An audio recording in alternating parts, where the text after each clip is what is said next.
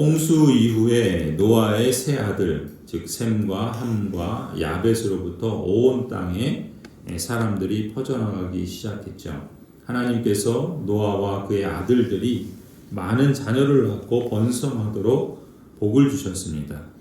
이것이야말로 하나님께서 주신 생육하고 번성하는 복이라고 할 수 있겠죠. 남녀가 가정을 이루어서 자녀를 낳는 것은 자연스럽고 당연한 것이라 생각할 수도 있지만 사실 이것은 하나님께서 허락하시고 축복하셔야 가능한 일입니다. 도저히 아기를 낳을 수 없었던 할머니 사라나 처녀 마리아가 아기를 낳은 것만이 기적이 아닙니다. 젊은 남녀가 결혼해서 아기를 낳는 것도 기적이고 은혜라고 할 수 있죠. 요즘은 정말 더욱더 그러한 시대가 되었습니다. 너무나 자연스럽고 당연하게 여기는 우리의 삶은 사실 그 삶에서 때때로 보이지 않게 조용히 일하시는 하나님의 특별한 손길을 느낄 수 있습니다. 그러한 하나님의 섭리의 손길들을 우리가 계속해서 인식하고 또 더욱 그 하나님의 은혜를 누리실 수 있기를 소원합니다.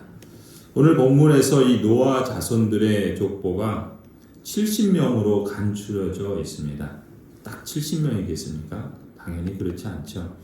성경을 기록한 창세기를 기록한 모세는 이 70이라는 숫자에 7이라는 완전수 그런 의미에 있어서 하나님의 완벽한 디자인이다라는 그러한 의미를 담아서 기록했다라고 볼 수 있습니다.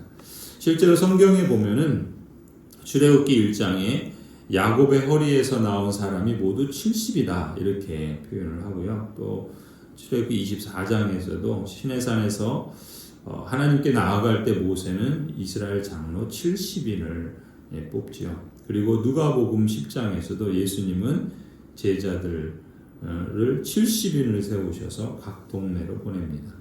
70이라는 숫자를 딱 정확하게 그렇게 추리는 것이 아니라 그러한 상징적 의미가 있는 것이죠. 하나님의 완벽한 디자인이요 또 하나님의 일하십니다라는 것을 이러한 기록을 통해서 보여주고자 했던 것이죠.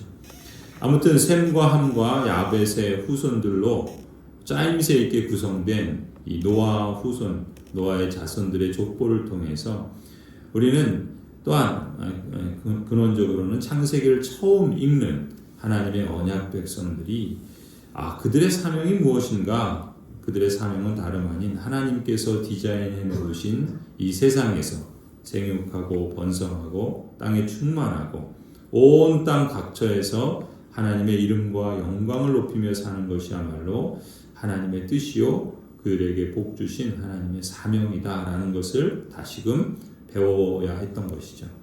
처음 아담을 창조하시고 그들에게 복 주실 때도 그러했고 또 죄악이 관영한 인류를 물로 홍수로 심판하신 이후에 또 첫사람과 같은 이 노아와 그리고 그 자손들을 통해서 동일한 축복의 말씀으로 노아 언약을 맺으실 때도 하나님께서 같은 사명을 주셨던 것을 이후에 이 모세는 출애굽 이후에 하나님의 언약 백성들에게도 그들의 사명이 무엇인가라는 것을 이 창조의 기록들을 통해서 일깨워 주고자 했다라고 볼 수 있습니다.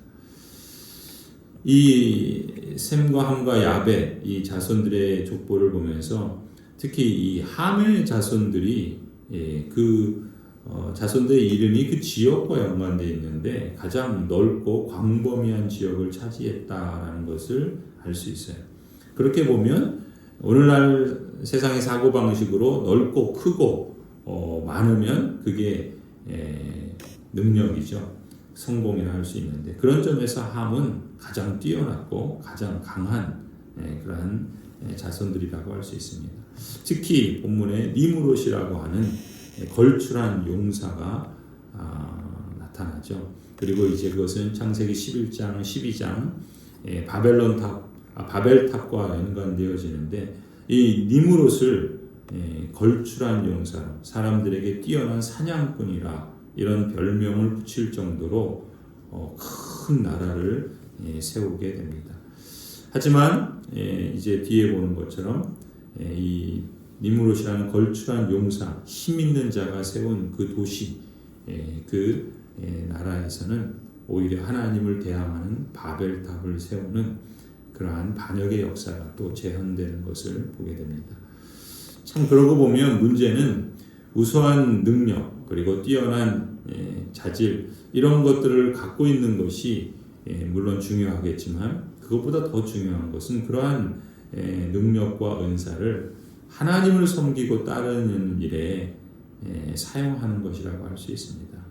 그렇지 않다고 한다면 오히려 수많은 우상을 만들고 자기를 우상화하며 또 그것을 섬기는 일에 힘쓴다면 자기만 망하는 것이 아니라 그 자손들까지 오염시키고 그 형제의 자손들까지도 오염시키는 결국 이스라엘이 여러 번 하나님의 진노의 대상으로 전락되는 그런 징계를 받는 단초를 만들게 되죠. 그런 점에서 참 중요한 것이 무엇인가라는 것을 되짚어 보게 됩니다. 우리에게도 마찬가지겠죠. 내가 갖고 있는 능력, 은사, 다양한 그러한 힘들이 크고 작음이 중요한 것이 아니라 어떤 점에서는 크든 작든 합당하게 하나님의 일에 또 하나님께서 맡기신 직분과 사명에 그 일을 어떻게 그 능력을 어떻게 잘 사용하느냐가 관건이라고 할 수 있겠습니다.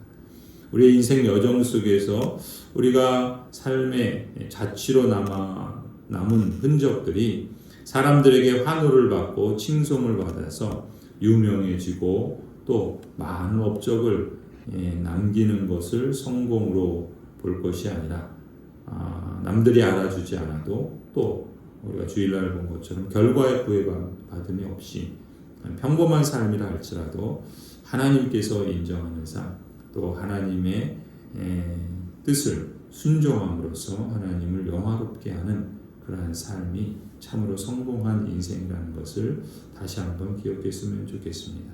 그런 점에서 우리가 하나님의 나라를 갈망한다는 것, 그것은 달리 표현하면 사람이 아니라 하나님께 인정받는 삶을 살고자 힘쓰는 것이겠죠.